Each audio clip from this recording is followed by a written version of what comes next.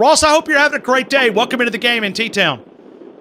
Thank you guys for having me. Hey, absolutely. And can you kind of summarize what the last 5 years have been like here in T-Town? Oh, it's been, nothing short of a, miracle. I mean, it's been pretty awesome. I had a lot of high goals and aspirations coming in, and I think this place met and exceeded every single one of them. So I'm just super thankful for the time that I spent here at the Capstone, and just being able to, win 2 national championships, 4 SEC championships. It was just a dream come true. Yeah, and certainly when you talk about winning a class, tying that record as your senior class. Ross, let's go back to the high school. Coming out of high school, what kind of pushed you toward Alabama? What was it that sold Alabama in kind of recruiting you to the Capstone? Really, it was just the tradition that was here. I just knew how much football meant to this university and this state, and I wanted to play in front of fans that really cared about football and were there for the players. And I think just Coach Saban, being able to say that I played for Coach Saban and just the resources that he had around the, facility and everything like that for our football team was just really attractive to me for wanting to go there and just really maximize my potential. Ross, who was the individual coach that recruited you, assistant coach-wise, that was a primary recruiter for you? So back in the day, Bobby Williams was my area recruiter, and then Mario Cristobal was the offensive line coach at the time. So he was basically the main one doing most of the recruiting was Coach Cristobal, but both those guys kind of tag teamed. Ross, what is Nick Saban like behind the scenes? Most of us will never have the opportunity to create that relationship and being one of the leaders and having a chance to go through the process. What is Nick Saban really about? What's he like behind the scenes? He's super businesslike. He runs a tight ship. He kind of creates an atmosphere of that really has us never get complacent. He's kind of always putting pressure on his coaching staff, his players, to where we never feel like we've arrived. And so I think that's where all the success comes from, is just really feeling like you've never kind of made it. And I think once you do have that feeling, that's when you just stop winning. And so I think that's why he's had to be able to have so much success. And but he is, I mean, the media's seen it. He's pretty witty. He comes up with some good jokes, and so he kind of cracks some jokes to us as well in meetings and stuff like that. And so yeah, he's a good time to be around. Okay. So, but like seeing the serious side of him. Okay, so carry me back to walking into Alabama, and you get that first kind of maybe first one-on-one experience with Nick Saban, and you kind of like. I mean, I'd be nervous, right? I mean, and then he kind of cracks the joke, and then it's like, hold on a minute, I never saw this side of you. Yeah, absolutely. I mean, you just see everything on TV and kind of hear and just have this folklore around him, surrounding him, and just bigger than life, and then you're sitting in his office and he's pressing he sits down and he presses the button and his door shuts, and it's just like, I don't even know. I felt like I was in a dream. Like, it was just kind of surreal, just being a high school kid at the moment, meeting him for the first time and just having that one-on-one talk. But everything that he told me, he didn't make false lies, just saying, hey, you're going to do this and this. He just kind of was very straight up and honest with us and said, this isn't for everyone, and it's going to be tough, but you're going to have to work for it. And that, I really respected that out of him, is that he didn't kind of have false promises. Well, that we were talking to Julio Jones a few months ago, and we featured him, and he pretty much said the identical same thing that you just said. He said there was no false promises. He said when I came in, I was third or fourth string on the depth chart. I had to work my way up, and he said it made me the player that I am today because of the competition level. He pretty much described it the same way you just did. No, absolutely, and I think that was one of the other reasons that I wanted to go to Alabama. Is I didn't want to sell myself short. I thought if I want to become the best, I need to play with the best and play against the best every single day in practice. And so I didn't want anything to really be handed to me, regardless of 4 or 5 star, whatever, All-American, blah, blah, blah. Like, who cares? Everyone on campus, everyone on our football team is a 4 or 5 star and was an All-American high school. Like, we're all good, and none of that matters anymore. And some guys, it takes a little bit longer for them to realize that and kind of deal with that. But for me, I was definitely ready for that. Ross, let me take you back to maybe this time last year, or maybe it was a little bit later. I don't exactly know. But talk about the transition from guard to center and kind of Nick Saban. How did that come about? I mean, was it a question that came up, or how did he make that transition to maybe ask you to play the center responsibility? So I actually told him that I want to play center. So I went up to his office and we had a one-on-one meeting, and I told him, hey, I think this would be a good move for me. In my mind, I was thinking, all right, I'm going on my 4th year starting, and I was thinking more about kind of the future, and just versatility in the NFL and stuff like that. Would a 4th year at guard look better, or would being able to play a center role where that would ultimately, I would have started at all 3 positions interior after that. So I feel like that was just a better move, and that's kind of what NFL teams wanted to see. And if I put good tape out there with me playing center, that it would just help me out a lot. And he agreed, and I mean, the rest is kind of history. But And speaking of center, we're also counting on, and it's been a consistent run of centers. When you talk about going back and just looking at the transition, it seems like there's always somebody there ready to take that responsibility. It's the quarterback of the offensive line, and we appreciate offensive linemen on this show. We feature probably more offensive linemen than any other position because we love talking about the trenches. Talk about Chris Owens for a minute. Yeah, no, so I mean, Chris been around the program for a while now. He knows what to do. He's kind of been around and been in the shadows behind, Bozeman or me playing center and stuff like that, and just really got to learn, I think, and just grow up. And I think that he's ready for the challenge. And from what I've seen in practice, he's done a really nice job so far. But the knowledge is there, the ability's there, and so I'm excited to see what he's able to do. Well, certainly, we're talking about the offensive line and looking at the Nick Saban we're only a rep chart. We don't want to get him mad, but certainly when you look at that offensive line, it seems to be a very physical lot of big guys. We were averaging the offensive line coming into that last scrimmage. I think they're around 327 across the front. That's a pretty good big grocery bill. Yeah, that's a little bit bigger than we were. They're just making them bigger nowadays, I guess. It's going to be a different looking offensive line for sure this year. Ross, let me ask you about Scott Cochran and the role that he plays, because you guys build a relationship with him, and I watch it from a distance, but I don't understand it inside that locker room like you do. Talk about the importance of Scott Cochran inside that locker room.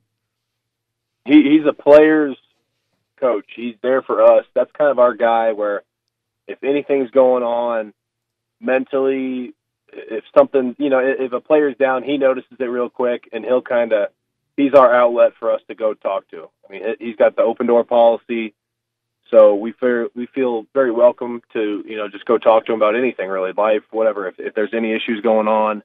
And he's our outlet to really just kind of release. And so he's awesome. A lot of guys have a lot of great relationships with him, and he's a crucial part of our organization, obviously, and that's why Coach Saban's always, if any rumor of him possibly leaving comes up, that he's dying to keep him on the staff because he knows how important he is to us.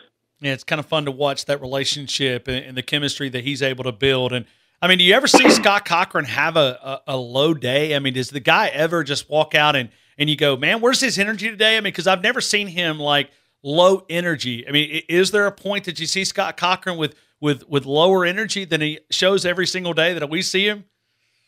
No, I honestly never, and I don't know what he does or what, but just got some good genes or something. I don't know. Yeah, he's always kind of funny you say that. I just now noticed it, but I've never seen a day where he's not screaming or whatever. You don't know that he's like not in the room. I mean, as soon as you're in the weight room, you hear him. So, pretty awesome. Ross, let me ask you about this NFL process, going through the draft process. What were the challenges? What were the fun side of it? Has there been a fun side of it? Certainly you love to compete, playing at the University of Alabama at a high level. But what has the last 3 or 4 months been like going through this NFL process? Yeah, it's been a lot of fun so far.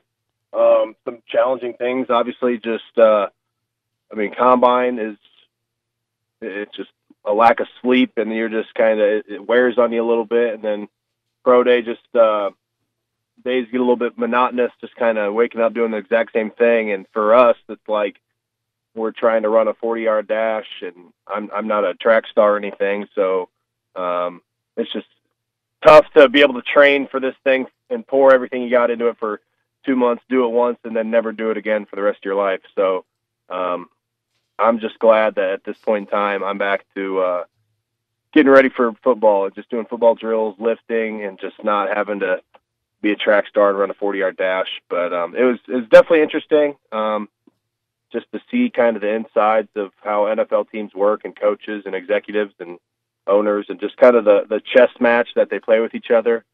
So it's been interesting, but I'm loving it, and just excited for the draft.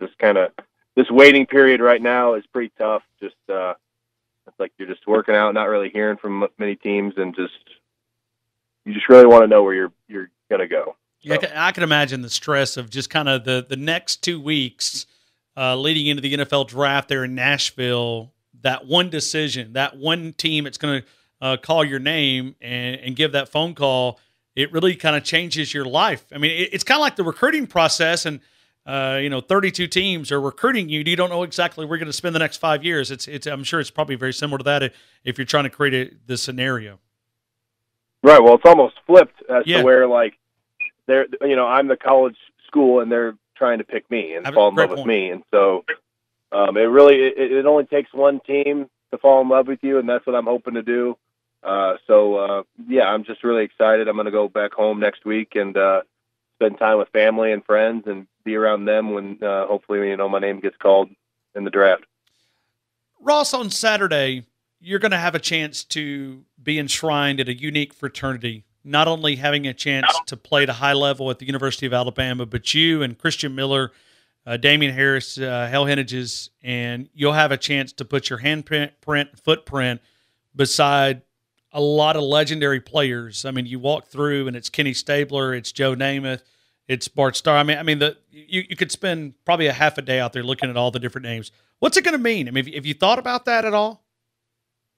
Yeah, it's kind of surreal, and I just really think of how special that moment it will be, and just all the hard work over the years that's been put in, and just how far us four have all come. And I just think of, the dog days that we put in together, and I think that, there's no one more deserving than us four. Just what we've done for the university and for the team, and just kind of poured our whole heart into this program. So it's awesome for it to be paying off this way. I'm excited. I mean, it's such a big thing that you just kind of think of, well, shoot, in 20 years, you're able to bring your kids back, one day to campus and show them this. And so it's a pretty special thing, and it's an honor to, be a part of this. It will be a lot of fun to be able to be in that unique fraternity enshrined there. Ross, let me go to A-Day, because Nick Saban's going to stand up at that podium in 15 minutes, and he's going to tell us how important A-Day is. And being someone who's covered him since he got off the ground, it is an important day. And it's either beans or steaks, right? I mean, were you a steak guy, or were you a beans and Winnie type guy? I mean, were you on the winning teams? Or I lose track exactly where the players fit in. I could probably tell you every single game that you played on Saturday afternoon. But A-Day, were you a steak guy, or did you have to have the beans? And I'm pretty sure I went 2-2, I think. Okay. My last year we lost, and then the year before that I think J.K. Scott kicked the field goal as time expired to beat the defense. So I was steak guy that year, and I enjoyed the steak a lot more. I had a couple of them, and they had like the fried like onion strings on top of it and everything, and then like cheesecake. But I'm not gonna lie, the hot dogs and beans were actually pretty decent. Like, it wasn't as bad as everyone thinks, but obviously a steak is better. But I mean, I had like two or three servings of the hot dogs and beans, so I was going to take full advantage of it regardless. Hey, no doubt. Listen, for us bigger guys, we love food regardless. But hey, Ross, final question. Let me go to this offensive line, because this is something that we don't really have a chance to talk about a lot. But the quarterbacks and kind of the treating you guys, whether it was Jalen Hurts in your first couple of years, you're looking back at Jacob Coker in 2015, but you also look at Tua, what he was able to do What's those dinners like, and that chemistry and that bond that's created of you guys all getting together, and the quarterback either, I don't know if he cooks or takes you guys out, or how does all that work?